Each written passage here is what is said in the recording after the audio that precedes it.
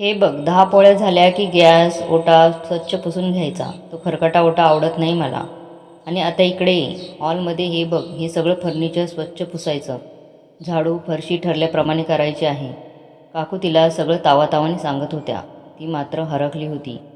एवढं सुंदर घर असतं, किती प्रसन्न वाटतं इथे. अगदी आपल्या घरी आजी विठ्ठलाची पूजा करायची तेव्हा वाटायचं तसं. गावाकडून येऊन पहिल्यांदाच कामाला लागणार होती ती. गावी आजी वारली, मग आजोबांनी त्यांच्या बहिणीकडे पोर आणून सोडली. काहीतरी शिवणकाम शिकू म्हणाले. पण उरलेल्या वेळात माझ्या ओळखीच्या घरी काम आहे असं बहिणीने सांगितल्यावर आधी आजोबांनी विचारलं, चिऊ काम करशील का बेटा? तशी पोळ्या फार छान करते चिऊ म्हणत आजोबांनी डोक्यावरून हात फिरवला. चिऊ म्हणाली, आवडलं तर करेल. आत्या आजी हसून म्हटली होती, काय आवडलं तर काम की माणसं?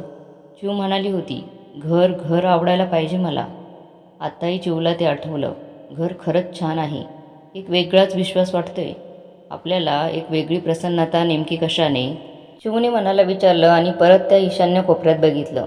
तो आताही मस्त हसत होता. मी आहे असं डोळ्यांनी विश्वासाने सांगत होता. चिवूचे त्याच्याकडे बघून आत्ताही डोळे भरून आले. तेवढ्यात त्या काकू म्हणाल्या, बघ तुला नक्की जमतील नाही कामं, मला उद्यापर्यंत सांग. मी सध्या दुसरी बाई बघत नाही. त्याच्याकडे बघतच आणि त्याला हात लावायचा प्रयत्न करत चिऊ काकूंना हो जमतील असं म्हणाली. तेवढ्यात काकू एकदम ओरडल्या, त्या विठ्ठल मूर्तीला कशाला हात लावतेस? आमच्या सासूबाईंना नाही आवडत त्याला कुणी हात लावलेलं. काकूंच्या आवाजाने चिऊ एकदम घाबरली. पटकन विठ्ठल मूर्तीजवळून तिने हात बाजूला केला. अजूनही तिला वाटत होतं ही मूर्ती आपण खूप बघितलेली. तेवढ्यात काकूंच्या सासूबाई आल्या. पडीत फुलं घेऊन. काकू म्हणाल्या, आई ही आपली नवी मोलकरीण. अजून नक्की ठरवायचं बाकी आहे, पण तिला घर आवडलं तर येईल म्हणाली तिची आत्या आजी. सासूबाई हसत म्हणाल्या, अगं बाई हो का? घर आवडलं म्हणजे नेमकं काय गं? घराचा रंग, घराचं रूप, घराचा दिखावा, घरातली माणसं, घरातला पैसा, नेमकं काय आवडायचं आहे गं तुला? आजीच्या प्रश्नावर चिऊ हसत म्हणाली, आजी ते असं दिसणाऱ्या वस्तूत नसतं, ते असं जाणवतं. असं छान प्रसन्न वाटतं, ते मला आवडायला हवं. आजी हसून म्हणाली, अगं बाई बरीच हुशार आहेस गं. चैतन्य म्हणायचं तुला. चिऊला आवडला तो शब्द, चैतन्य. चिऊ लगेच म्हणाली, हो अगदी बरोबर आजी, चैतन्य जे आपल्या भक्तिभावाने त्या घरात निर्माण झालेलं असतं. माझ्या आजीकडे होतं, ते आजी गेली आणि सगळं हरवलं म्हणून चिऊने डोळे पुसले. उद्या येते सांगून चिऊ निघाली. निघताना चिऊ परत त्याच्याकडे पाहत होती. ही मूर्ती का आपल्याला पापलीशी वाटते? मनातलं चैतन्य का वाढवत आहे ही? अगदी मंदिरातला विठोबा आठवतोय, अगदी तसाच हुबेहूब ज्याच्यासमोर आपण लहानाचं मोठं झालो, ज्याच्या नक्षीखांबाला एका हाताने धरत गोल गोल फिरत आपण खूप खूप खेळलो. तो विठ्ठल असायचा आपल्यावर लक्ष ठेवून. अगदी तसाच हा इथेही आलाय की काय आपली काळजी घ्यायला? चिऊला अनेक प्रश्न उभे राहिले. निघताना ती आजीला म्हणाली, आजी मी विठ्ठलाच्या पाया पडू? आजीने मानेनेच होकार दिला. आजी त्या विठुरायाला हार करण्यात दंग झालेली होती. आज चिऊ आली कामावर. घरात जरा गडबड जाणवली. काकू येऊन म्हणाल्या, आजी पडल्या ग काल, आता बऱ्या आहेत. तू तुझ्या पोळ्या करून मग झाडू फरशी कर. चिऊने मानेनेच हो म्हटलं. पटापट पोळ्या आटोपल्यावर तिने झाडून घेतलं. हॉलमध्ये ती सारखी त्याच्याकडे बघत होती. डोळ्यातले भाव खूप ओळखीचे, पण गळ्यातला हार सुकलेला. चिऊ पटकन आजीच्या खोलीत गेली. आजीने तिला बघितलं आणि म्हणाली, अरे चिऊ आलीस का? बघ माझ्या मेलीचं काय झालं. आषाढी एवढी जवळ आली, वारीला निघायचं होतं तर इथेच पाडलं मला विठोबाने. आणि आता तर घरातल्या विठूची सेवा करता यायची नाही. डॉक्टरांनी चालायला नाही सांगितलं. चिऊने नेमकी विषय पकडला. म्हणाली, आजी तुमची हरकत नसेल तर मी करू का सेवा? मला नाहीतरी माझ्या गावची म्हणजे पंढरीची आठवण येते. आजी म्हणाल्या, अगं बाई तू तर ह्याच्याच गावची, बघ तुला वेळ असेल तर कर हो सेवा. तेवढाच माझ्या विठ्ठला आनंद होईल. नाहीतरी तसं कुणी ह्याला हातही जोडत नाही या घरात. चिऊचं काम आता वाढलं होतं. सगळं आवरून झालं की चिऊ बागेतली फुलं तोडून आणायची. त्याचा सुंदर हार करायची. नाजूक जाई जुईच्या कळ्या आणि मध्ये एक पिवळा सोनचाफा असा सुंदर हार असायचा त्याच्या सेवेत. त्याला उघळून चंदन टिळा लावायची.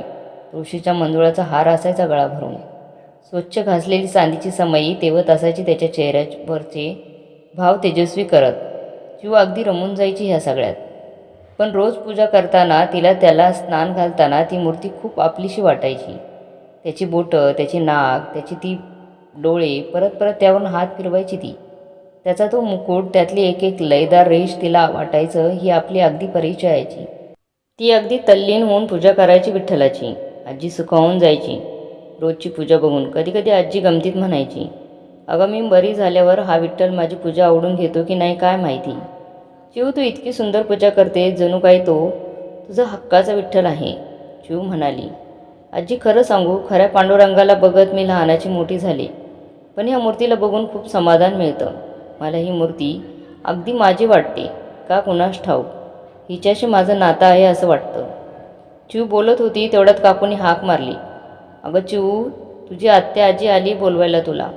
आज पूजा राहू दे, तुझे गावाकडचे आजोबा आलेत भेटायला. जा तू घरी, आज मी बघेल पूजेचं. आजीला जरा वाईटच वाटलं, कारण आजीला सुनबाईची पूजा माहीत होती. निव्वळ उरकण्याचा कार्यक्रम असायचा. चिऊ मात्र अगदी मन लावून पूजा करायची, त्यामुळे आजी खुश होती. पण नेमकं आज एकादशीला चिऊच्या हातची पूजा नाही. आजी अस्वस्थ झाली. चिऊ पण जरा हिरमुसली. आज एकादशी आणि आज नेमकी आजच आपण याची पूजा करायची नाही. चिऊ म्हणाली, आत्या आजीला सांगून येते मी, मला थोडा वेळ लागेल, तुम्ही पुढे व्हा. चिऊ बाहेर आली तर चिऊचे आजोबा काकूच्या सासऱ्यांशी बागेत बोलत उभे होते.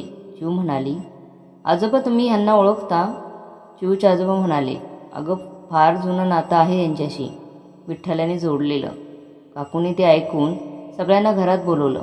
आजोबा चिऊच्या आजोबांना घरात घेऊन आले आणि आजीला म्हणाले, अहो ओळखलत का कोण आहेत हे? आजीने नीट नेरखत एकदम आश्चर्य व्यक्त केलं. अगं बाई तुम्ही? चिऊला कळेच ना नेमकं काय सुरू आहे. यांची ओळख काय? आजोबा म्हणाले, ताई आमचा पांडुरंग कसा आहे हो? आजी हसत म्हणाली, तुमचा पांडुरंग तुमच्याच नातीने हाताने सगळं करून घेतो आणि प्रसन्न हसत उभा राहतो, तो बघा. आजीच्या खोलीतून ती प्रसन्न विठ्ठल मूर्ती बघून आजोबांचे डोळे पाण्याने डबडबले. त्यांनी आपले थरथरते हात जोडले. चिऊला शेवटी राहावेनाच. ती म्हणाली, मला कळतच नाही आजोबा, हा आपला विठ्ठल म्हणजे? मला सांगा या मूर्तीसोबत आपलं नातं काय आजोबा? एवढ्यात काकूने चहा आणला. चहाचा एक एक घोट घेत आजोबा भूतकाळात हरवत बोलू लागले, तुझ्या बापाला मूर्ती घडवायचं वेळ लागलं. कर्ज काढून मूर्ती बनवायचा कारखाना सुरू केला. कधी गणपती, मारुती, देवी अशा अनेक मूर्ती त्याच्या हातून त्या घडायला लागल्या. पण विठ्ठल मूर्तीत काही त्याने घडवली नाही. लग्न झालं आणि तुझी आई नस्सीम विठ्ठल भक्त, तू पोटात असताना तिने 3 महिन्यात तुझ्या बापाला ज्या मदतीने हा विठ्ठल हट्टाने घडवला.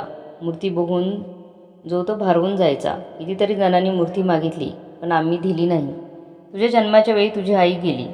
माझा लेक सैरभर झाला. या विठ्ठलावर त्या खूप रागावला. मूर्ती चंद्रभागेत टाकतो म्हणाला. रागारागात घराबाहेर पडला. काळ आला होता, तोही अपघाताने गेला. एवढं बोलून आजोबा रडायला लागले. परिस्थिती हलाखीची झाली. कर्जासाठी बँकेचे लोक चक्रा मारायला लागले. तुला पोचण्यासाठी मी आणि आजी हातबल झालो. या विठुरायाला घेऊन भजन म्हणत पैसे गोळा करायला लागलो.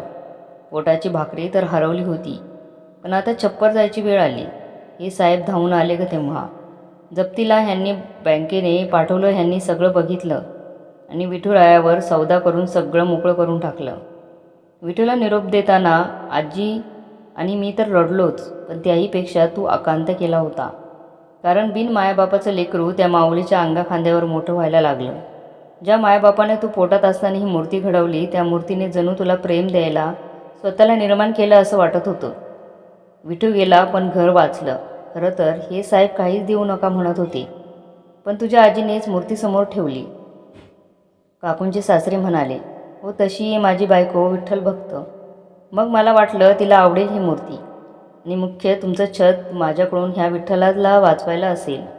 मी बँकेत पैसे भरून टाकले. त्या बदल्यात तुमच्या चेहऱ्यावरचा आनंद आणि हा हसरा विठू मला मिळाला.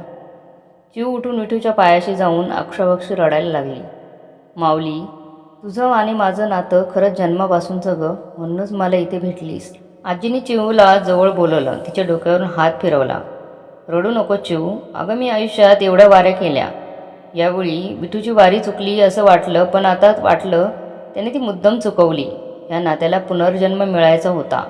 आता हा विठुराया तूच दारी पूजा करायची. रोज ये आणि तुझ्या लग्नात तुला हीच भेट घेऊन जा. कारण तुझं आणि त्याचं नातं पाठी राखायचं आहे. ते असंच टिकव. कालचीच पूजा असलेली विठाई आत्ताच्या या घडवून आणलेल्या सोहळ्याच्या अधिकच हसरी दिसत होती. जणू पाठीराख्याचं नातं टिकवायला पुन्हा नव्यानं सज्ज झालेली. मित्रांनो, छोट्याशा चिऊची विठ्ठलाची भक्ती तुम्हाला कशी वाटली कमेंट बॉक्समध्ये नक्की कळवा. व्हिडिओ चांगला वाटला तर लाईक शेअर सबस्क्राईब जरूर करा.